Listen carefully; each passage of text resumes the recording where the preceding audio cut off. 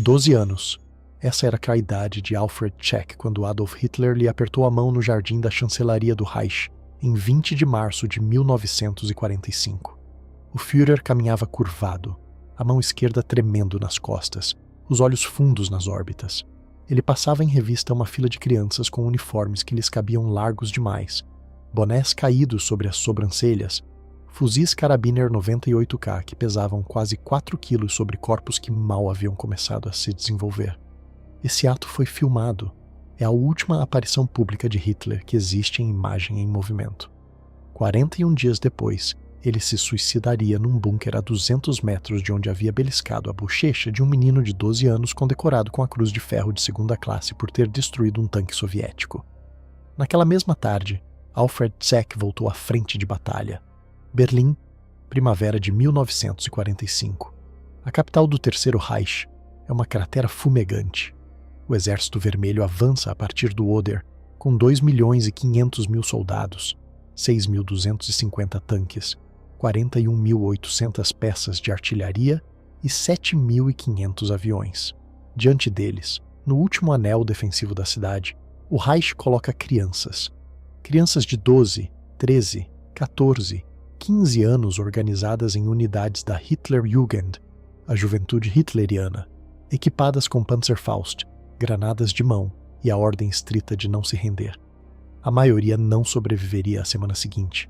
Os números exatos de mortos jamais seriam conhecidos, porque os corpos ficaram misturados com os de soldados regulares da Wehrmacht, das SS e do Volkssturm, em valas comuns abertas às pressas entre os escombros. As estimativas mais conservadoras falam em 5.000 crianças mortas apenas na Batalha de Berlim. Outras chegam a 15.000 se forem contadas as frentes do Oder, da Pomerânia e da Silésia durante os meses finais da guerra. Para entender como se chegou a isso, é preciso recuar 12 anos. A Hitlerjugend havia sido fundada em 1922 como um apêndice juvenil do Partido Nazista. Mas foi após a chegada de Hitler ao poder em 1933 que ela se transformou em algo sem precedentes na história europeia. A Lei da Juventude Hitleriana de dezembro de 1936 declarou a organização instituição oficial do Estado e, mais importante ainda, estabeleceu a filiação obrigatória para todas as crianças e adolescentes alemães arianos entre 10 e 18 anos. Os pais que se recusassem a inscrever seus filhos podiam perder a guarda. O sistema era meticulosamente estruturado por idade e sexo. Os meninos de 10 a 14 anos pertenciam ao Deutsches Jungvolk, o povo jovem alemão. Aos 14 passavam para a Hitlerjugend propriamente dita até os 18. As meninas tinham seus próprios ramos paralelos. O número é vertiginoso. Em 1939, a organização tinha 8.870.000 membros. Praticamente uma geração inteira de jovens alemães. O que receberam durante esses anos não foi educação, foi engenharia.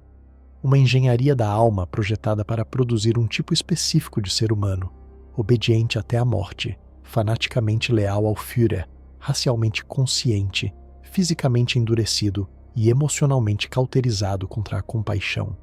As marchas, os acampamentos, as canções, os rituais de fogo, os juramentos recitados em formação sob bandeiras com a suástica. Tudo orientado para um objetivo, que quando chegasse o momento, essas crianças não hesitassem. Baldur von Schirach, líder nacional da juventude do Reich até 1940, formulou isso com uma clareza arrepiante. A educação de um jovem alemão não consistia em transmitir-lhe conhecimento, mas em transformá-lo num instrumento da vontade nacional. A frase ficou registrada em seus próprios escritos. Não era uma metáfora, era um programa. A partir de 1943, quando a guerra começou a virar definitivamente contra a Alemanha, após Stalingrado e Kursk, esse instrumento passou a ser usado para aquilo a que sempre estivera destinado. Em fevereiro de 1943, foi aprovada a incorporação de meninos de 15 anos às baterias antiaéreas como Flakhelfer, auxiliares da artilharia antiaérea. Os números cresceram rapidamente.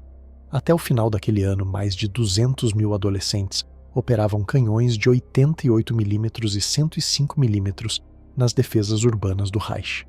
Formalmente eram estudantes que continuavam indo à escola entre turnos nas baterias, mas na prática eram soldados expostos aos bombardeios massivos da Royal Air Force e da 8ª Força Aérea Americana. Klaus Granzow, que serviu como Flakhelfer na Pomerânia aos 15 anos e deixou um diário que se conserva, anotou após um ataque noturno sobre Stettin, em agosto de 1944. A bateria havia sido atingida por uma bomba aliada e 3 colegas de sua turma do ginásio tinham sido despedaçados ao lado do canhão. Granzow escreveu que recolheu o capacete de um deles, um menino chamado Hans, com quem havia dividido carteira desde os 9 anos, e que o capacete tinha algo dentro que ele não conseguia descrever. Sua frase exata, registrada no manuscrito conservado após a guerra, foi: "Vi coisas que uma criança jamais deveria ter visto, e soube naquele momento que não era mais uma criança, e que nunca mais seria." Granzow tinha 15 anos quando escreveu isso. Sobreviveu à guerra. Muitos de seus companheiros não. Mas a decisão que selou o destino das crianças alemãs foi outra, tomada no verão de 1943, por ordem direta do Reichsführer SS Heinrich Himmler. A criação de uma divisão Waffen-SS, composta inteiramente por adolescentes nascidos em 1926, ou seja, meninos que tinham 16 ou 17 anos no momento do recrutamento. A unidade recebeu um nome que era ao mesmo tempo uma declaração de intenções e uma sentença de morte. 12ª SS Panzer Division Hitlerjugend. O projeto era monstruoso em sua concepção. Pegar os meninos mais fanáticos da Hitlerjugend, submetê-los a 6 meses de treinamento militar acelerado, equipá-los com os melhores tanques disponíveis, Panzer IV e Panther, colocá-los sob o comando de oficiais veteranos da Frente Oriental curtidos na guerra de extermínio contra a União Soviética e lançá-los ao combate como tropa de elite. O comandante da divisão era Fritz Witt, SS Brigadeführer, 35 anos, veterano da divisão Leibstandarte SS Adolf Hitler. Após a morte de Witt em combate na Normandia, Kurt Meyer assumiu o comando, conhecido como Panzer Meyer, 33 anos, um dos oficiais SS mais condecorados da guerra. Meyer se tornaria, após o conflito, um dos nomes mais associados ao horror específico da Hitlerjugend em combate. O batismo de fogo da divisão chegou em 7 de junho de 1944, um dia após o desembarque aliado na Normandia. Os meninos da Hitlerjugend, com uniformes novos e balas de doce nos bolsos, porque o alto comando havia decidido que muitos eram jovens demais para fumar e, portanto, receberiam guloseimas em lugar de rações de tabaco, entraram em combate contra as divisões canadenses de infantaria que avançavam em direção a Cannes. O que se seguiu desconcertou os aliados. Veteranos dos regimentos canadenses Queen's Own Rifles, North Nova Scotia Highlanders e Sherbrooke Fusiliers descreveram em seus relatórios posteriores algo que não se encaixava em sua experiência prévia. Os soldados alemães que enfrentavam não se rendiam. Avançavam contra as posições aliadas com um fanatismo que beirava o suicídio. Continuavam atirando feridos mutilados com membros amputados. Alguns se amarravam granadas ao corpo e se lançavam sob os tanques Sherman canadenses. Tinham entre 16 e 18 anos. Muitos pareciam ter menos.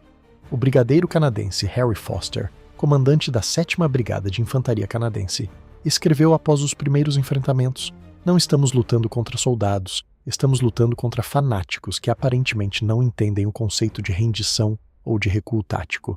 São crianças, muitos deles, mas lutam como se a morte lhes fosse indiferente." Essa indiferença não era espontânea. Era o produto final de 12 anos de doutrinamento sistemático. Os crimes começaram quase imediatamente.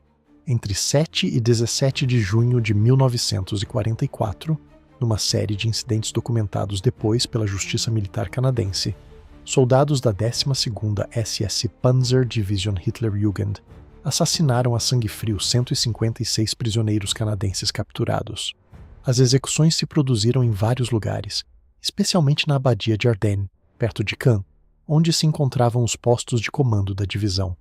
Os prisioneiros foram interrogados, espancados, levados ao jardim da abadia e fuzilados na nuca com pistolas Walter P-38. Os cadáveres foram descobertos semanas depois pelos aliados durante o avanço para o interior da França. Kurt Meyer foi julgado em dezembro de 1945 por esses assassinatos, condenado à morte por um tribunal militar canadense em Aurich, Alemanha, sentença que mais tarde foi comutada para a prisão perpétua e posteriormente reduzida. Meyer saiu da prisão em 1954. Nunca expressou arrependimento pelas ações da divisão que havia comandado. A 12ª SS Panzer Division Hitlerjugend havia entrado na Normandia com 20.540 efetivos. Para o final de agosto de 1944, depois do Bolsão de Falaise, onde o Heer e as SS sofreram uma das derrotas mais catastróficas da guerra na frente ocidental, a divisão havia sido reduzida a apenas algumas centenas de homens operacionais. As perdas superaram 80%. Uma geração inteira de adolescentes alemães nascidos em 1926, os meninos dos doces, havia desaparecido nos pomares de maçã da Normandia. Mas o regime não aprendeu. Ou melhor, aprendeu sim. E o que aprendeu foi que as crianças podiam combater e morrer tão eficazmente quanto os homens adultos. E os homens adultos já começavam a escassear. No final de 1944, a situação demográfica do Reich era catastrófica. Mais de 3 milhões de soldados alemães tinham morrido na frente oriental. Outras centenas de milhares tinham caído na África, na Itália e na França. A Wehrmacht estava ficando sem homens em idade de combate. A resposta do regime, formalizada por decreto de 25 de setembro de 1944, foi a criação do Volkssturm, a milícia popular, que convocava todos os homens alemães entre 16 e 60 anos ainda não incorporados ao exército regular. Na prática, as idades foram esticadas em ambos os extremos. Houve unidades do Volkssturm com homens de 65 anos, e houve crianças de 12 anos com uniformes costurados com retalhos de tecido, armadas com fuzis requisitados na França em 1940, na Itália em 1943, da Tchecoslováquia, da Polônia, da União Soviética. Qualquer coisa que disparasse. O equipamento principal do soldado criança alemão do final de 1944 e de 1945 era o Panzerfaust, uma arma leve, descartável, capaz de perfurar a blindagem de um tanque. T-34 soviético se disparada a menos de 30 metros. Pesava entre 5 e 6 quilos conforme o modelo. Era barata de produzir, exigia treinamento mínimo e, sobretudo, podia ser operada por uma única pessoa pequena agachada atrás de uma pilha de escombros. Essa era a teoria. A realidade era que disparar um Panzerfaust contra um tanque significava posicionar-se a menos de 50 metros do alvo, esperar o momento exato e então correr antes que o tanque ou sua escolta de infantaria respondesse. A expectativa de vida de um operador de Panzerfaust no combate urbano se media em horas. Para uma criança de 12 anos, em minutos. Heinrich Hess, oficial do Volkssturm que sobreviveu à Batalha de Berlim e escreveu suas memórias nos anos 60, deixou um testemunho conservado nos arquivos do Bundesarchiv em Berlim. Hess, capitão reformado da Primeira Guerra Mundial, foi mobilizado aos 62 anos e posto no comando de um destacamento que incluía 12 crianças da Hitlerjugend entre 11 e 14 anos. Suas palavras, registradas numa entrevista para um documentário alemão de 1968, foram: "Deram-me meus filhos. Foi o que pensei quando os vi formados. Deram-me meus filhos para que eu os levasse à morte, e eu não pude recusar, e eles não puderam recusar, e ninguém naquele inferno pôde recusar coisa alguma." Hess perdeu 11 das 12 crianças sob seu comando entre 22 e 30 de abril de 1945, nos combates pelo bairro berlinense de Wilmersdorf. O sobrevivente chamava-se Wolfgang Müller, tinha 13 anos, perdeu as 2 pernas pela metralha de um projétil de tanque soviético e morreu num hospital improvisado 3 semanas após a rendição. Em 12 de março de 1945, Hitler assinou o decreto que ampliava oficialmente a idade de serviço no Volkssturm. A idade mínima ficou estabelecida em 15 anos, mas na prática esse limite era ignorado. O próprio ato de 20 de março no Jardim da Chancelaria, onde Hitler condecorou Alfred Scheck com 12 anos, era a prova pública de que o regime já não respeitava nenhuma linha. Scheck não era um caso isolado, era um símbolo cuidadosamente construído pela propaganda do Reich, para mostrar ao povo alemão que a vitória ainda era possível se todos, até as crianças, dessem o máximo. Sua história, segundo os registros que se conservam, era esta. Alfred Scheck havia nascido em 1933 em Goldenau, na Silésia, aos 12 anos durante a sua ofensiva Iosam, soviética sobre a Silésia em fevereiro de 1945. Havia resgatado sob fogo 12 soldados alemães feridos do campo de batalha. Alguns relatos posteriores questionam os detalhes concretos, mas o fato central está documentado. Zec agiu em combate, foi ferido, sobreviveu e foi apresentado a Hitler como exemplo vivo do espírito de resistência alemão. As filmagens daquele ato de 20 de março se conservam. Hitler caminha pela fila de crianças do Volkssturm e da Hitlerjugend com passo arrastado, parando diante de cada uma, beliscando-lhes a bochecha, apertando-lhes a mão, sussurrando algo ao ouvido. As crianças estão em posição de sentido, tentando conter o tremor. O Führer parece um ancião cadavérico ao lado daqueles corpos pequenos vestidos de soldado. O paradoxo é brutal. O homem que havia prometido um Reich de 1000 anos usa como última reserva as crianças nascidas sob seu regime, os únicos alemães que jamais tinham conhecido outra coisa que não o nacionalsocialismo. Zec sobreviveu à guerra. Morreu em 2011 aos 78 anos na Alemanha Oriental, onde havia vivido oculto por décadas porque a imagem ao lado de Hitler o havia transformado num símbolo incômodo nas duas Alemanhas do pós-guerra. Mas a maioria das crianças não sobreviveu. A partir de 16 de abril de 1945, quando o Marechal Georgy Zhukov lançou a ofensiva soviética sobre as alturas de Zielona, a leste de Berlim, a batalha pela capital do Reich entrou em sua fase final. O 9º Exército Alemão tentava conter o avanço russo com tropas exaustas, misturadas com unidades do Volkssturm e batalhões da Hitlerjugend. O equilíbrio era grotesco. Diante do corpo blindado soviético, formado por veteranos de Stalingrado, Kursk e da Operação Bagration, os alemães colocavam crianças com Panzerfaust agachadas em valas. As perdas em Zielona foram catastróficas. 30.000 soldados alemães mortos em 4 dias, segundo as estimativas mais aceitas. Uma proporção significativa eram adolescentes e crianças do Volkssturm. Em 20 de abril, dia do 56º aniversário de Hitler, os soviéticos chegaram aos subúrbios orientais de Berlim.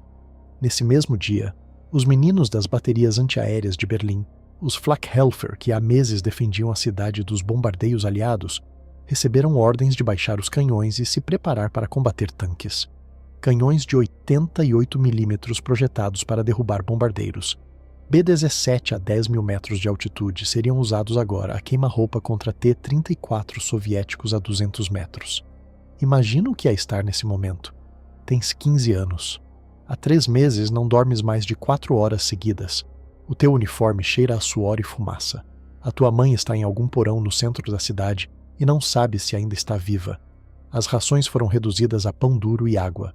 E o teu sargento, um homem de 50 anos mobilizado do Volkssturm, que perdeu um braço em Verdun em 1916, diz-te que agora vais disparar o teu canhão antiaéreo a queima-roupa contra tanques soviéticos porque não há mais nada no mundo que possa detê-los.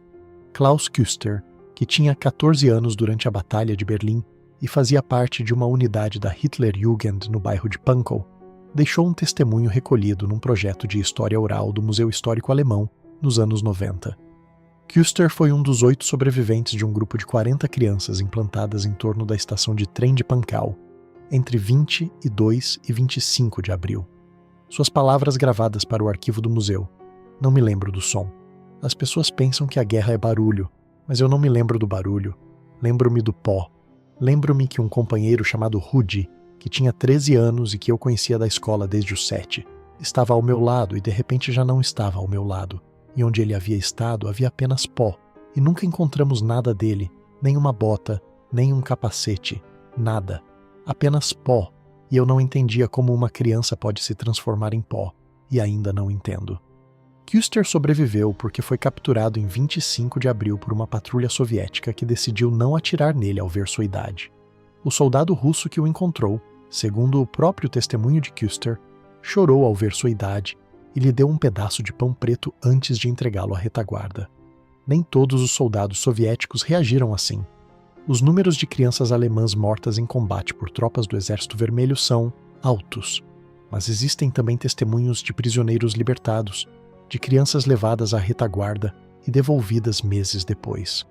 A crueldade da Frente Oriental havia sido extrema em ambas as direções durante 4 anos, e os soldados soviéticos que tinham libertado Auschwitz em janeiro, Majdanek no verão anterior, que tinham visto suas próprias famílias assassinadas durante a ocupação nazista, não estavam inclinados ao perdão. Mas às vezes, diante de uma criança de 12 anos aterrorizada com um Panzerfaust descarregado nas mãos, algo cedia. Em 23 de abril, Hitler deu a ordem de defender Berlim casa por casa. A cidade já estava praticamente cercada.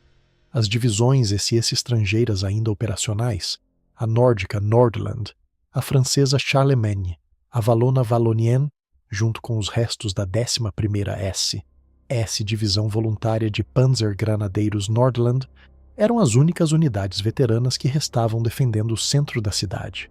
Ao lado delas, milhares de crianças do Volkssturm e da Hitlerjugend. Os combates urbanos do final de abril alcançaram uma intensidade apocalíptica. Cada rua, cada cruzamento, cada estação de metrô se tornou uma posição defensiva.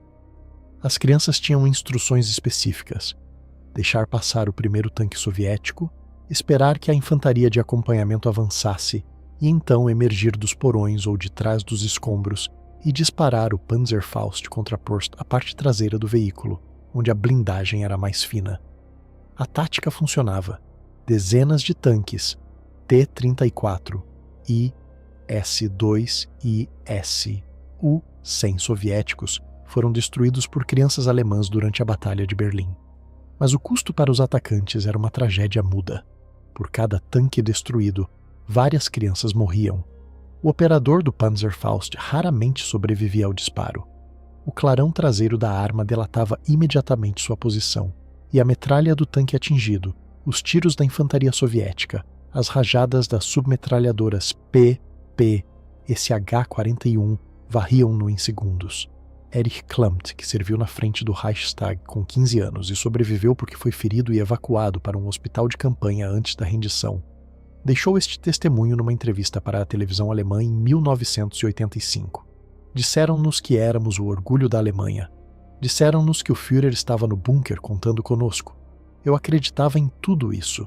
Quando disparei meu primeiro Panzerfaust e vi como o tanque pegou fogo e os soldados russos saltaram ardendo do interior, senti algo que não sei descrever. Não era alegria, era algo pior. Era a sensação de ter feito o que se esperava de mim. E então vi que um dos russos que ardia não era um homem, era uma mulher.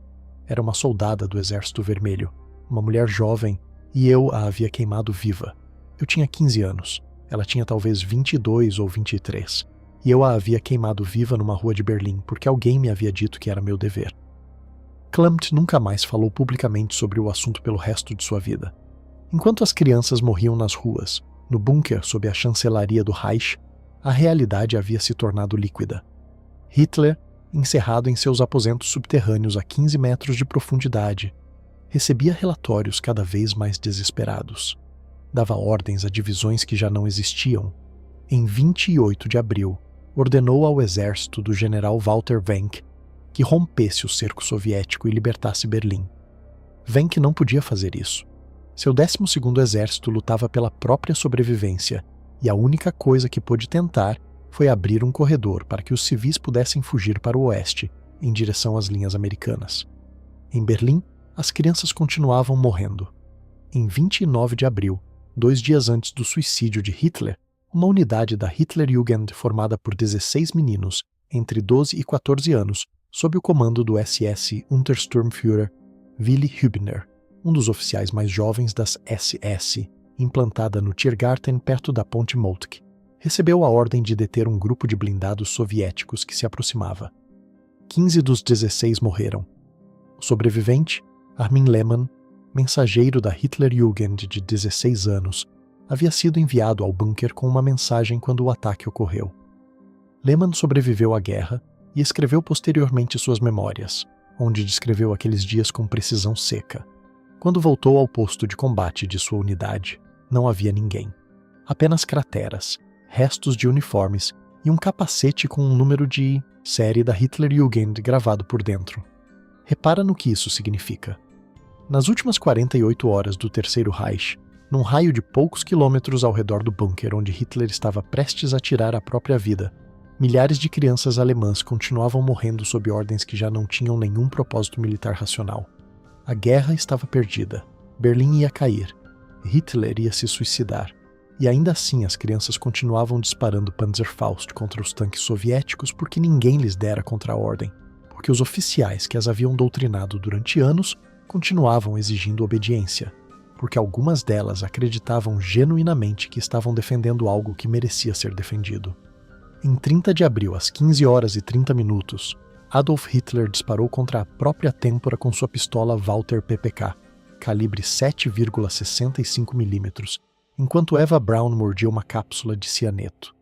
Seus corpos foram retirados do bunker, regados com gasolina e incinerados parcialmente no jardim da chancelaria do Reich, no mesmo jardim onde 41 dias antes ele havia condecorado Alfred Check. A notícia da morte de Hitler levou horas para chegar às posições mais distantes dos soldados crianças. Alguns continuaram combatendo em 1º de maio, em 2 de maio.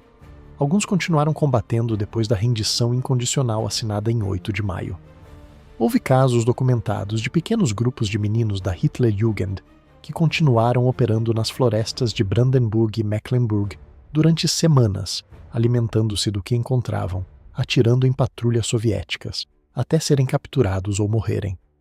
O último Panzerfaust disparado por uma criança alemã contra um tanque soviético em Berlim foi, segundo os registros conservados, em 1º de maio de 1945 às 8 da manhã, no bairro de Friedrichshain.